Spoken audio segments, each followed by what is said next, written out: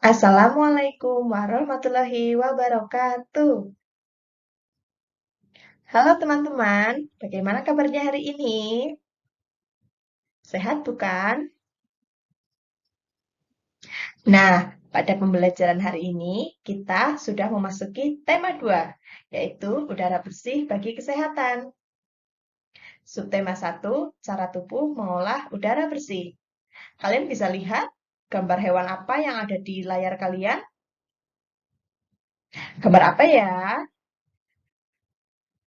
Ya, sip 2 jempol. Itu adalah gambar burung lawet.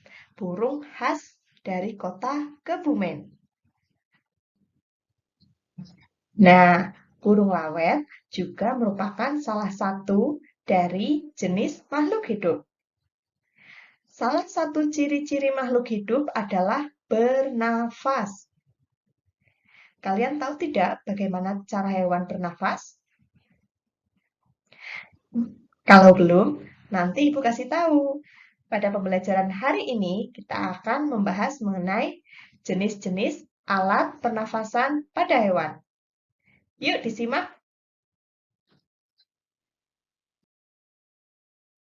Nah, yang pertama yaitu alat dan sistem pernafasan pada cacing tanah atau vermes. Cacing tidak mempunyai alat pernafasan khusus. Cacing bernafas melalui permukaan kulit.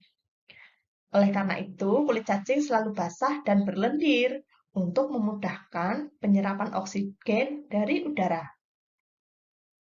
Di bawah permukaan kulit cacing yang tipis itu terdapat pembuluh udara. Saat udara masuk melalui kulit, oksigen diikat oleh darah. Nah, pada darah, cacing itu terkandung hemoglobin sehingga mampu mengikat oksigen. Kemudian, sisa zat pembakaran berupa karbon dioksida dan uap air akan dikeluarkan dari tubuh melalui permukaan kulit.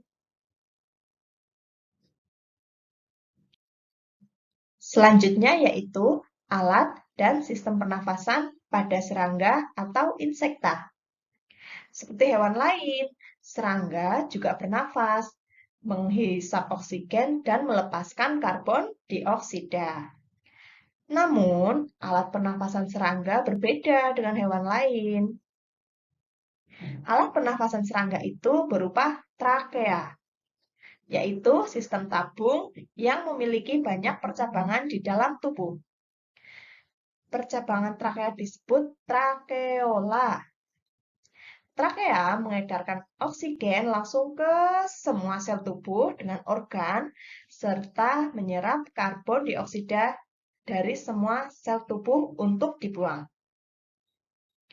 Udara memasuki trakea melalui pori-pori kecil di permukaan tubuh. Serangga yang disebut dengan spirakel. Selanjutnya, udara beredar melalui pembuluh udara kecil.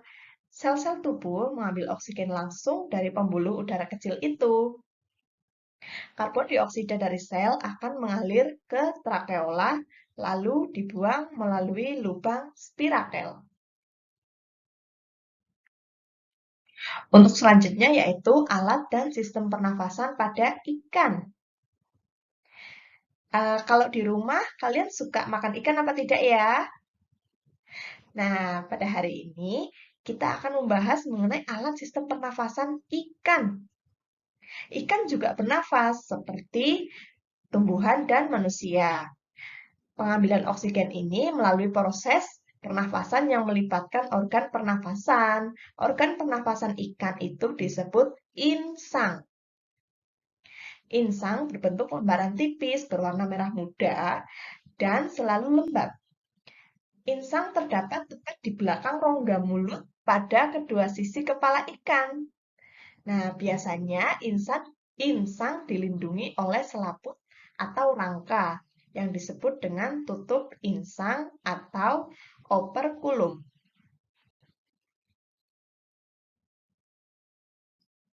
Selanjutnya yaitu alat dan sistem pernafasan pada hewan amfibi. Kalian tahu apa yang disebut dengan hewan amfibi? Ya, betul sekali. Hewan amfibi adalah hewan yang hidup di dua habitat, yaitu di darat dan di air. Contohnya apa? Contohnya itu katak. Hmm, saat masih berupa kecebong, katak hidup di dalam air dan bernafas menggunakan insang seperti ikan. Kemudian, setelah membesar menjadi katak dewasa, barulah organ pernafasannya berubah menjadi paru-paru. Nah, di dalam paru-paru itu banyak sekali gelembung udara yang sangat kecil-kecil. Di dalam gelembung udara itu, oksigen diserap dan karbon dioksida akan dikeluarkan. Selain dengan paru-paru, katak juga bernafas melalui kulit. Permukaan kulit katak selalu basah untuk memudahkan penyerapan oksigen dari udara. Selanjutnya yaitu alat dan sistem pernafasan pada reptil. Hmm, contoh hewan reptil itu ada ular, kadal, ada cicak, ada buaya, dan ada biawak.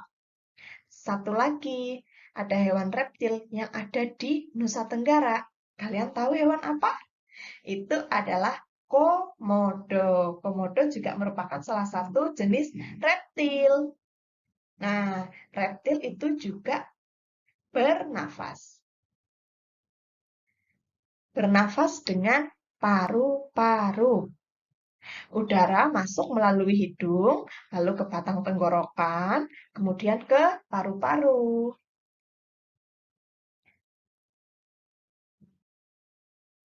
Yang terakhir yaitu alat dan sistem pernafasan pada burung atau aves. Seperti yang kalian lihat di depan, contoh burung ada yang di kota Kebumen adalah hewan burung lawet.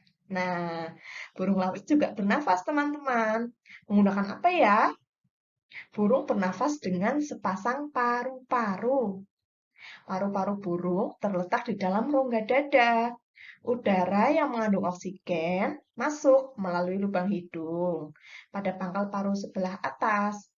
Selanjutnya, udara masuk ke pembuluh darah yang disebut dengan trakea. Dari trakea, udara sebagian masuk ke paru-paru dan sebagian lagi masuk ke kantong udara. Burung menghirup udara sebanyak-banyaknya saat tidak terbang. Nah, sebaliknya, saat terbang, burung tidak menghirup udara.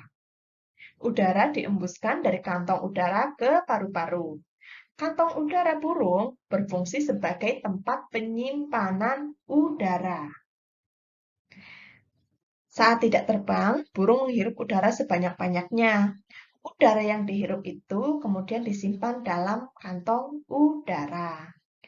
Kantong udara juga membantu burung saat terbang, membantu mencegah hilangnya panas tubuh yang terlalu besar dan memperkeras suara. Nah, makanya pada saat burung terbang, kalian sering mendengar suara burung, bukan? Nah, yang paling terakhir adalah alat dan sistem pernafasan pada mamalia. Apa sih mamalia itu? Mamalia itu adalah jenis hewan yang menyusui anaknya. Ada dua jenis mamalia, yaitu mamalia darat dan mamalia air. Mamalia darat misalnya sapi, kambing, kerbau, kuda. Nah, untuk mamalia air itu biasanya ada ikan paus, kemudian ada duyung, dan ada lumba-lumba. Nah, alat pernafasan pada mamalia itu terdiri atas hidung, pangkal, tenggorokan, batang tenggorokan, dan paru-paru. Nah, kalian bisa lihat contohnya itu ada di atas ada gambar kuda dengan gambar organ pernafasannya.